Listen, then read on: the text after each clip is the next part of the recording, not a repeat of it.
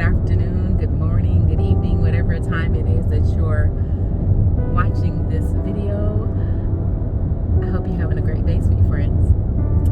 I just wanted to stop by real quick to share a little with you with some of the things that the Lord has really been ministering to me, and in hopes that it will be a blessing unto you. Sometimes our human side can cause us to be a mistake driven or failure driven, and we think that those mistakes or those failures make up the totality of who we are. And one of the things that Holy Spirit has been, for some time now, have been saying to me is stop looking at your mistakes or things that you don't get right as a failure, but more so as it being something that just eliminated it, that what you just tried didn't work. So the process of elimination is necessary for your becoming. We are on an ongoing, ever-evolving road towards whatever that is. We're just towards that expected end, that plan, whatever God has decided about you. We're always moving towards that thing. So in moving towards and it being an ongoing thing, there are going to be obstacles that come in the road. Almost as if, thank you, Holy Spirit. You know, now I don't know a whole lot about sports and all this kind of thing, but this is an analogy that just comes to my mind. When the military people have, or athletes have these trainings that they go through, and they have to jump over this and run over this and run behind that, and the football players are in the tires and they're popping from side to side, and then they hit up against the thing. Those things from a person who is not in the training camp can appear to be unnecessary. Like, why they gotta do all that? But it's absolutely necessary for the training of the persons that are in the training camp. So when you're in the training camp, you understand that this obstacle course that you're going through, as hard as it may be at times, the difficulty may be as such as you think you're not going to make it to the end of the obstacle course, but with proper training, you not only make it through the obstacle course, but you improve your time, your strength is improved, your stamina is improved, all these things improve because the parts of that obstacle course was necessary for your training. That's your mistakes and failures. Your mistakes and failures are necessary for your training. One of the things that Holy Spirit almost just, well, it did break me down with, is he said to me, you know, you guys can sometimes be failure and mistake driven to the point that you don't realize that it is your mistakes and your failures that draws me nigh to thee. Because the game of chess, somebody takes a move and they wait, and then the next person takes a move and then they wait. So when you take a move, or whatever he's telling you to do, and he's saying just take a step, I'll take the next one, he really means that he's going to take the next one. So when you take that move and it doesn't quite work out the way you thought it was going to work, and you're not getting the results you thought you were going to get, it draws God to you to say, okay, I need to reveal myself to you in this way to show you that what just happened to you wasn't necessarily a mistake. I know you see it as a mistake. I know you see it as a failure because you had an end, but your end was not mine. I only intended for you to get A, B, C in this particular portion of your journey. And we think we're going to jump from A to Z in this portion of the journey. And God's just like, no, I need you to bump your head. I need you to fall and scrape your knee. I need you to run up against a wall so that you realize who I am at that time. Many years ago, my Apostle Ford, he preached a message about the process of the balance and on the journey, and what you learn on the journey. Two things: who you are and where you're weak. And then simultaneously to that, God reveals who he is in accordance to what he just revealed about you being weak. So if I in this season of my life have everything I need, God doesn't need to reveal himself to me as Jehovah Jireh. He's already proven to be Jehovah Jireh because he's given me everything I need. However, if I'm in a season where everything is chaotic around me and I have no peace, then in that season, me not having peace is for God to reveal to me that He is Jehovah Shalom, the God of peace. Shalom, shalom, perfect peace. He is everything we need, but without an obstacle, we don't know what's being revealed. So it's so vitally important that we have the kind of relationship with the Lord that we're sensitive to everything that's happening. God doesn't waste anything. I know sometimes we go through things and we're like, oh, that was a waste of my time. Oh, did I have to do that? They're like, was that necessary? It absolutely was. It absolutely was necessary. It was absolutely necessary for God to get you to His expected end. He knows exactly what it's going to take to get you to the place called there. Your place called there. Like Abraham, we all have a place called there. And Abraham left his countrymen mindset, the thoughts of his people. You know, he had to leave all that behind to go towards. He didn't know where he was going. He didn't know what he would find when he got there, but he knew he had to go. And he left with the mindset of sacrifice. It's a sacrifice. Let's just talk about me, okay? It's a sacrifice for me to live the life that I live for God, because He gave me free will. I can do whatever I want to do. I can live however I want to live. However, I chose to live a life that honors Him in every way. I'm a single woman, and I choose in every way to live my life as a single woman that honors God. That is a sacrifice, because at any given moment, I could decide to do what I want to do. It won't change God's love towards me. It won't change His plan for my life. It will change how I get there and, you know, what else I have to go through to get me back on track. But it doesn't change God's mind towards us. So the obstacles are necessary. One, to align our minds, to get us focused on His will for our lives, to align us up with what His Word says, and two, to kind of navigate us towards the thing. Because if we're going to a place called there, and that place is just there, like, is it, what's the locations? Give me the location, God. What's the name of the place? Give me the longitude and latitude of the place. Give me something. And He's like, no, just go. Just go. Take a step.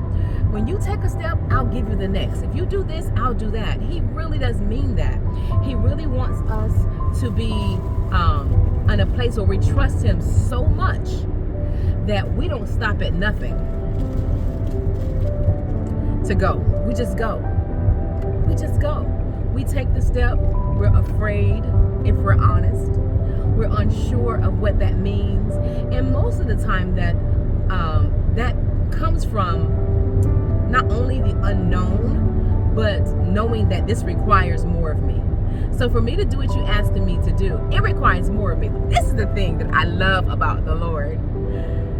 At the same time, when those kind of thoughts come to my mind, it's like, Lord, well, I don't know, because this means I got to. He said, well, baby girl, everything you need, I put in you. There is nothing that you'll ever need to do anything I called you to do that's not already in you. So take comfort in the fact that what God is asking from you in this hour is what He's already put in you. It's already there. It's already inside of you. It's just waiting for you to let it out. It's waiting for you to decide, I'm going to do this. Don't know what it's going to look like. Don't know what it's going to feel like. Don't know nothing, but I'm going to do this. I'm going to take that step. I'm going to take that step and just see. Just see. You know, God, He's a loving God. He's a caring God. His mercies are new every morning. He's everywhere at all times. He sees all, hears all, and is all. But one thing He cannot do, He cannot come and cover a place you don't give Him access to. He's a gentleman. He's not going to force the door down. He's not going to force His way in. Again, He gave us free will to do whatever we wanted to do. Whatever we want to do, He gives us free will to do that. So, in order for Him to come in and be what you need and cover the areas that you need covering, you have to give him access. You have to give him access. It's already inside of you. And only he knows what it's going to take to unlock those places. To nurture those things. Certain circumstances and situations of my life that I've experienced. And at the time, I remember in my immaturity thinking this was the most devastating time of my life and that I'd never recover from those areas. And now I look back and I think I would not be who I am without every last single traumatic, disappointing, hurtful experience. All of it. I needed all of it. Sometimes we think that it's the successes of our lives that made us. It's the successes of our lives that caused us to be.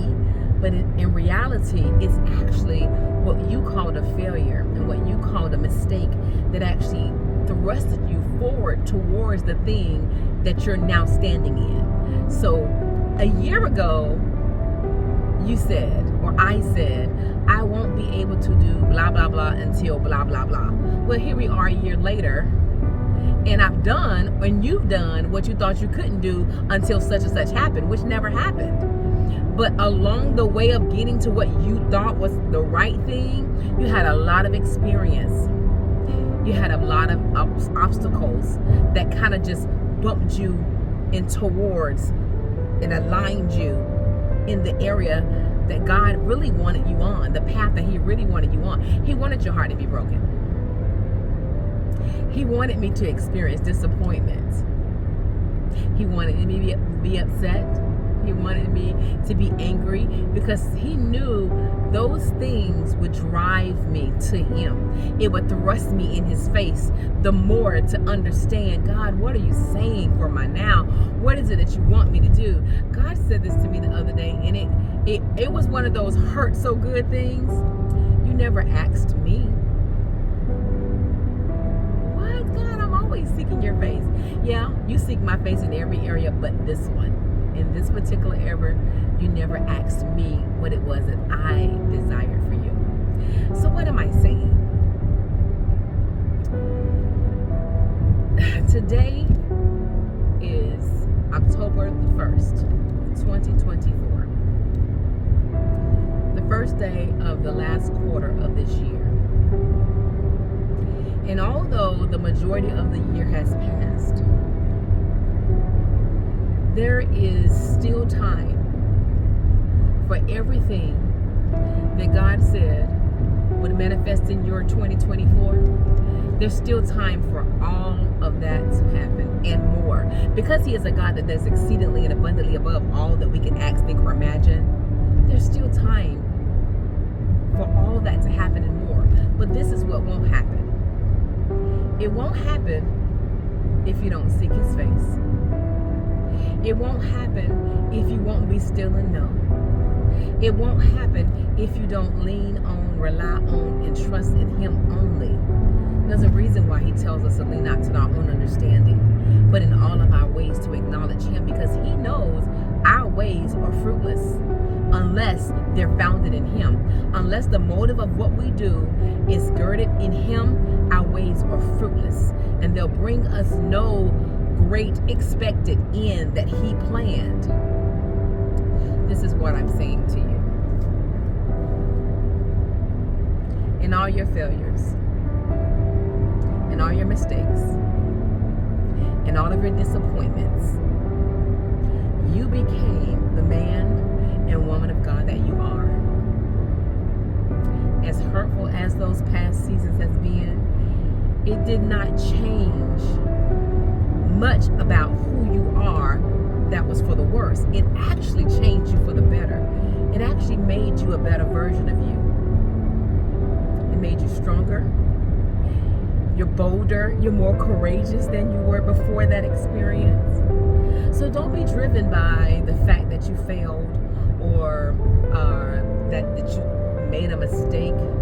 Know that those mistakes and those things that you call failures are just opportunities for God to reveal himself to you in a different way.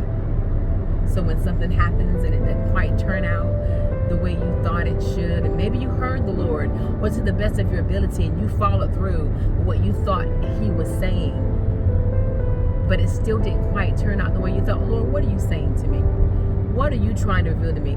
Who are you trying to show me that you are concerning this particular situation, this particular circumstance? I didn't mean to get on here and be this long, sweet friends, but I wanted to share my heart with you and encourage you that no matter what you're facing, no matter what it looks like, there is still an expected end for you, and it's great. It's great. It is beyond what we can even imagine or think. So I challenge you to start thinking on those things that God said. Go back and look at the promises. Go look at the prophecies. Pull your notebooks out, pull your journals out, and see what he said to you before, and start moving towards those things. If he told you he could do it, if he told you that you could do it, it's because he can and you can. But getting it done is totally up to you. Taking a step. Just take a step. Take a step and see where that step takes you. And if you take that step and that step seemingly is not taking you anywhere, stay there. Don't move. Don't go back. Stay there until he tells you the next thing to do. Because a lot of it is too just being still and knowing that he's God and he's going to do exactly what he said. He's going to do what he said. Well, sweet friends, I love you so very much. And I pray that the rest of your day is filled with the fullness of joy and expectancy. My apostle always says, keep your neck stuck out, looking for with anticipation the thing that God has said he's going to do, because this is the season for him to do it. This is the season for you to do it, for you to walk out the fullness of his glory. I love you, sweet friend.